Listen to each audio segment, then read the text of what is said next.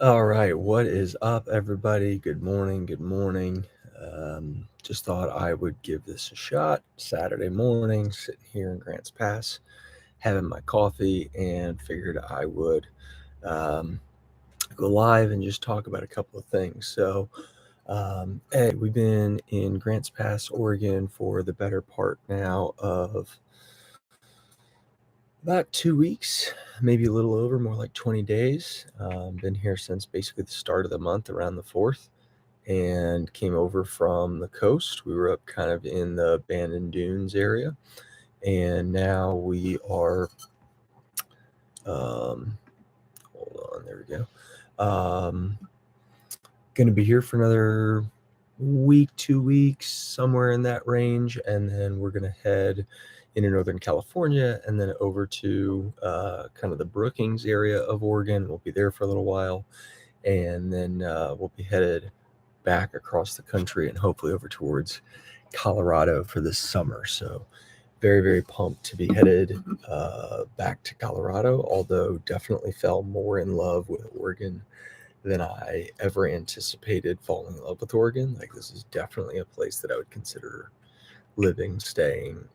If Sarah said, "Hey, I want to live here right now," we could settle down in Oregon and I'd be just fine with it. Like, wouldn't pitch a fit and be like, "Well, what about Colorado or whatever?" Like, this would be totally cool. Um, and then Curtis, what's up, man? Good to see you. Hope you're doing well. Go from there, but we're not exactly sure, totally what we're gonna do. Show activity. There we go.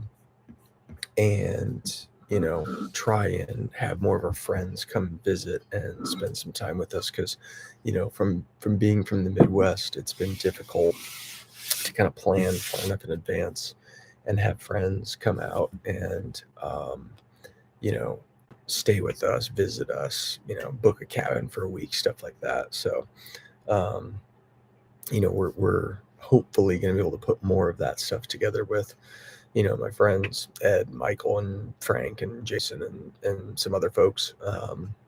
And then obviously people from the channel that I'd love to meet up with, collaborate with, get to know better.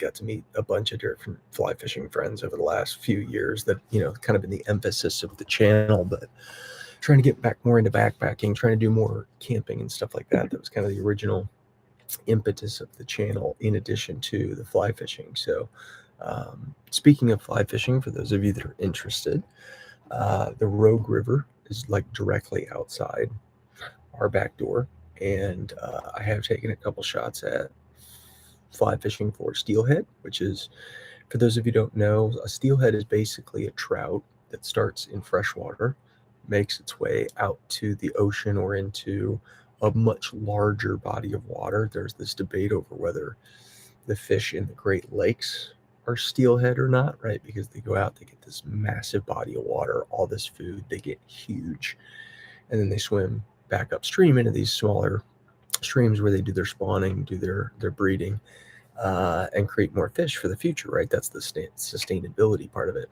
Well, if they make it out to that salt water and they come back, they're massive, right? Like a trout in Missouri is, like, a good one is 12, 13 inches and, pound and a half, something like that. These things are like 16, 17, 20-pound fish. These things are, you don't want to hold them like that, but massive fish. And so I have no idea what I would even do if I hooked into one. Never caught a fish like that. But I'm trying it, right? I'm swinging some flies. I'm nymphing for some flies. I went to the fly shop here locally, both in Grants Pass and in Redmond, and just asked for some advice. Hey, what can I get? What can I, do? What's the technique?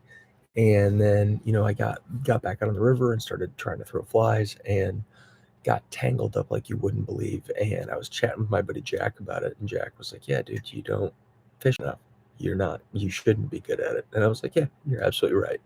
So the goal for the next, I don't know, for many months, is to just put in casting practice like almost every day. I got to try and get back into casting a fly rod better, because as of right now, I can do it great.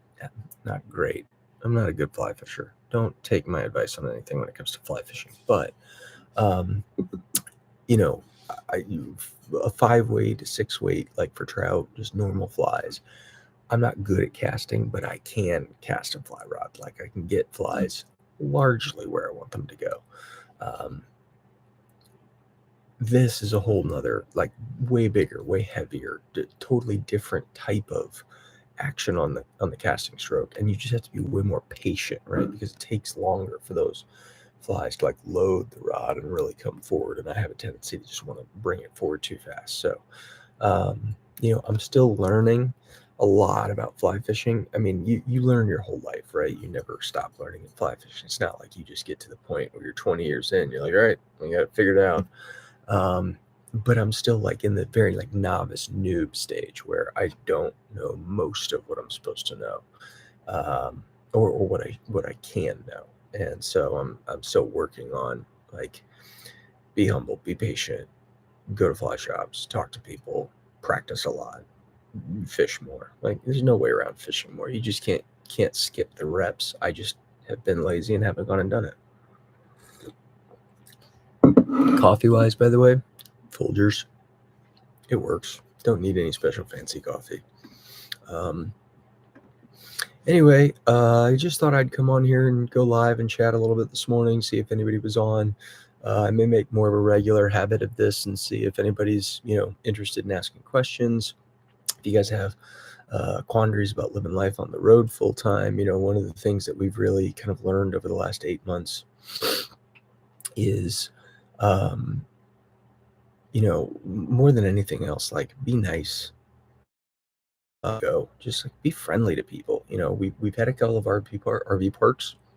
They really want a coach of our age to be in their park, which I totally get. Like there's a lot of shitty coaches out there that are wandering the country, and ours is certainly not like the nicest coach in the world. We don't have one of these big multi-million-dollar class A's. We've just got this little kind of 30-year-old beater that we call Doris Dolores. But for the most part, it's been by being nice to people and being patient and not getting offended that we have been able to kind of negotiate and chat our way into, some of these situations that have allowed us to be in parks that, wouldn't have otherwise normally let us be in their parks. So if there's one piece of advice that I have about living on the road, it's be nice. Not only to the people that you're interacting with, but your partner, your wife, your boyfriend, whoever you're with. There's lots of times where we're supposed to go out and all of a sudden one of us doesn't feel like going out, or, we're going to go on an adventure and the other person doesn't feel like going on the adventure. And like, we have to try to just be nice to each other, right? And be patient and, just be friendly. That's the biggest thing, is like be patient with each other. If Sarah decides that she wants to just out of nowhere go to the grocery store and she needs my help, like I'm pretty quick to just be like, all right, cool, let's go do that. I think it's really important when you're living life on the road that you just try to like kind of move the ball forward versus like find every little fight that you can find, because there's really no point. And Sarah and I don't fight almost ever anyway. We were laughing about that last night when people are like, oh, relationships are such hard work. Ours hasn't been, knock on wood. Sarah and I get along really, really well. So we've been together for 7 years, folks. It's not like we're spring chickens. It's not like we're just now figuring this out. We've been married for a couple of years now. So anyway, thought I'd come on and go live this morning, see what you guys have been up to. DC Outdoors, what's up, buddy? How are you? Great to see Dan this morning. Great to see Curtis. Always a fun surprise. Guys, if you follow my channel and you don't follow DC Outdoors yet, you have to go follow Dan's channel. You'll see him down there in the link. Honestly, one of my favorite channels on all of YouTube. Dan is from Edmonton, Alberta, Canada. Unbelievably seasoned and experienced outdoorsman. Ice fishing, camping, hot tent camping, shed hunting, cooking, MREs, and individually rationed meal reviews. I mean, Dan's channel just spans a super wide range of activities, but he's got incredible experience in just about all of them. And I just love the dude's personality. I think he's super fun. And we've just gotten to be really, really good friends.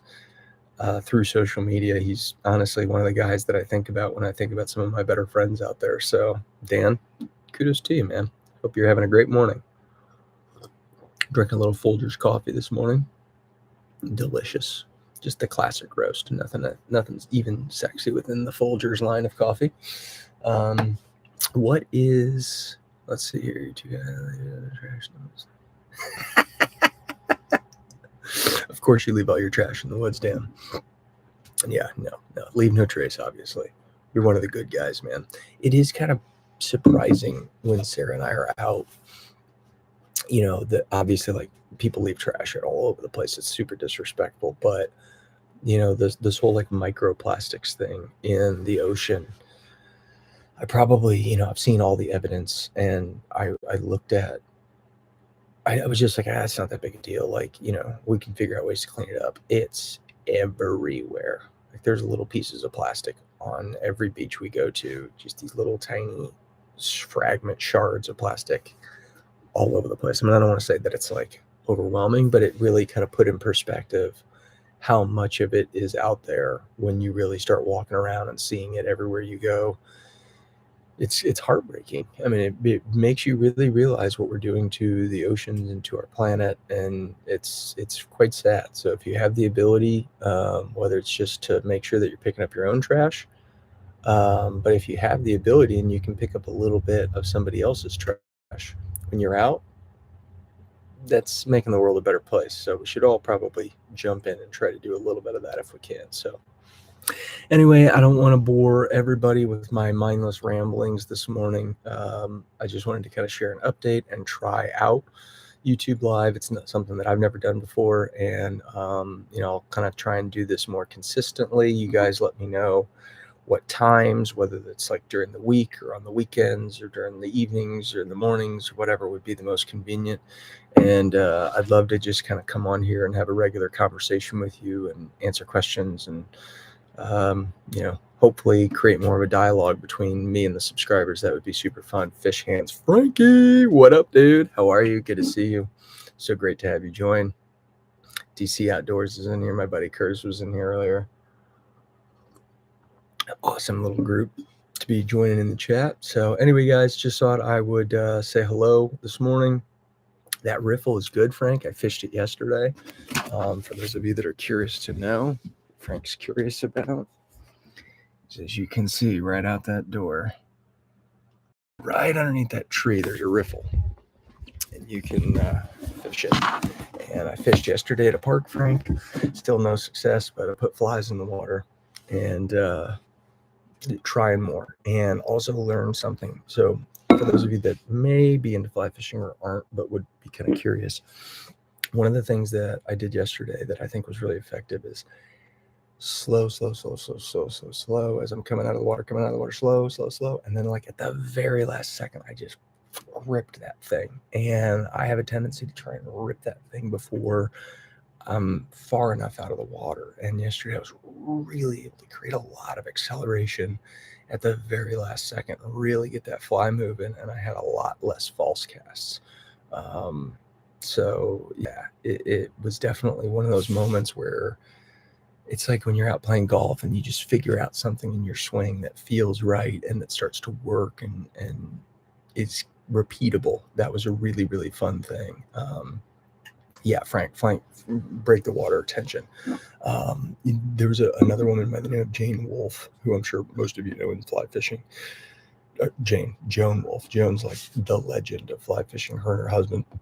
And Joan has this thing where basically you're not really pulling hard until the leader is the only thing left in the water. And if you're really pulling hard on the line, you're going to have lesser or less successful results. And so I was really trying to get more of that line off the water before I really ripped that thing back. And it had a big impact on the way I was able to fish yesterday. So I'm getting there. I made the dedication to myself yesterday that I'm going to just try and practice casting in the water a lot more on a daily basis if I can. I'm going to get out a lot more and just start casting a lot more because I'm definitely struggling being out of practice.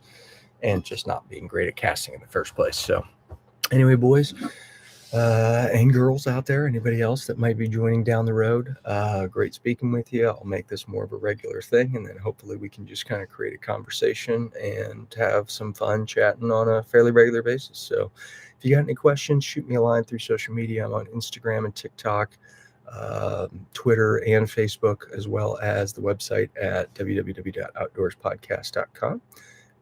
Dan, you absolutely got to get into fly fishing. I would say that a suggestion for a starter set that wouldn't break the bank, used, absolutely a great idea. And Frank and I can help, source some good used gear for you. And then there's also a couple of starter kits that are in the $200 to $300 American dollar range that I think would be, a good investment. That it's rods that you can own for the rest of your life, but will still be absolutely good enough to learn the sport, to get good at it, and you could fish these rods for a really, really long time and be more than happy. So we can talk a little bit about offline, but TFO, they make a lot of kind of typical rods. Shakespeare, or not Shakespeare, St. Croix, which is a brand that Frank really, really likes. And then one of the better starter setups is a brand called Reddington, and they make a path combo and a field combo. The path's probably 225, 230, and then the field combo is probably in the 300 range, but that's like rod, reel, line, leader, like pretty much everything with the exception of some flies and a couple of other little accessories that you would need to get started. And then Frank, I'm sure Frank will join me on this. I'll tie up a little box of flies to send you so you've got stuff to get started, and we can talk about the different types of fish you want to fish for, and we'll send you some appropriate flies for your area so you can get started without having to break the bank. And we'll get you started, man. If nothing else, and hell, if you want to borrow one of my startup setups, I got one or two rods that I could send you for a while if you wanted to. So we'll figure it out, man. We'll get you going. And Frank said he's 100% in. So until next time, gents, this was super fun. I'm looking forward to the next one. Maybe next Saturday we'll talk about it offline and see when the next best one should be. If you've got comments on when would be this would be a good fit for you, shoot them to me in Instagram or Twitter or any of the other social channels, or put it in a conversation discussion here. Until then, I'll see you guys next time.